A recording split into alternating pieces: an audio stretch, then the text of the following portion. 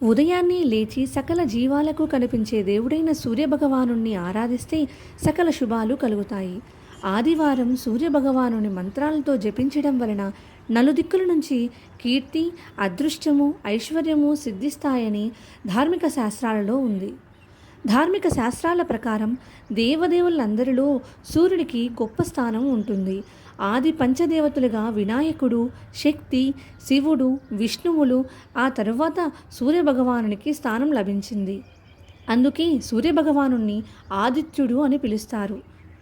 సూర్యుడు మానవాళికి ప్రత్యక్షంగా కనిపించే దేవుడు. సూర్యుని వలనే గ్రహాల కలయిక మరియు వాటి యొక్క కదలిక, సూర్యకాంతితోనే జీవులు వాటి జీవాన్ని పొందుతున్నాయి.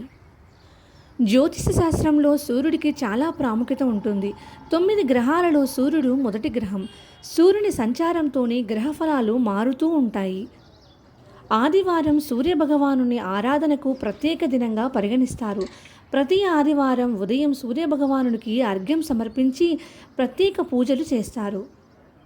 ఈ పూజ చేస్తున్న సమయంలో ఆదిత్య మంత్రం జపిస్తే ఆ వ్యక్తులకు వారి జీవితంలో గ్రహపీడలు తొలగి సంతోషము, సౌభాగ్యము, కీర్తి ప్రతిష్టలు కలుగుతాయి. అదేవిధంగా పితృకర్మలు సైతం సూర్యుడే అధిపతి. కాబట్టి తండ్రిని గౌరవించడం వలన మీ జాతకంలో ఆదిత్యుడు బలపడతాడు. జాతకంలో సూర్యుడు బలంగా ఉంటే నలుదిక్కుల నుంచి శక్తి లభిస్తుంది. సూర్యస్థానం బలహీనంగా ఉన్నవారికి జీవితంలో తల్లిదండ్రుల మధ్య చీలికలు ఏర్పడతాయి. హై బీపీ, ఎముకల బలహీనత, గుండె సంబంధిత వ్యాధులు కలుగుతాయి. సమాజంలో గౌరవం ఉండదు.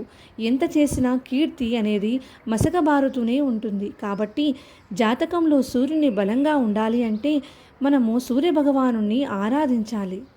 భక్తితో పూజించడం వలన ఆయన మనకు ప్రసన్నుడవుతాడు.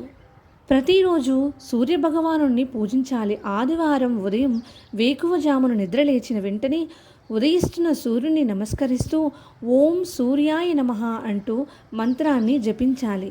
అంతేవిధంగా ఎంతో మహిమాన్వితమైన సూర్యగాయత్రి మంత్రాన్ని జపించాలి. ఇప్పుడు మనం సూర్యగాయత్రి మంత్రాన్ని చదువుదాం.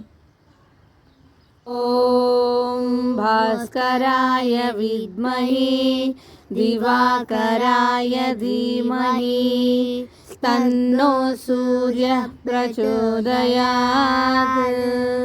సూర్యగాయత్రి మంత్రాన్ని పఠించడం వల్ల ఆత్మశుద్ధి, ఆత్మగౌరవం, మనశ్శాంతి లభిస్తాయి. మనిషికి వచ్చే కష్టాలన్నీ దూరం అవుతాయి. కాబట్టి మనం ప్రతినిత్యము సూర్యభగవానుణ్ణి నమస్కారప్రియుడైన సూర్య నమస్కారాలతో ఆయన్ను స్తుతిద్దాం.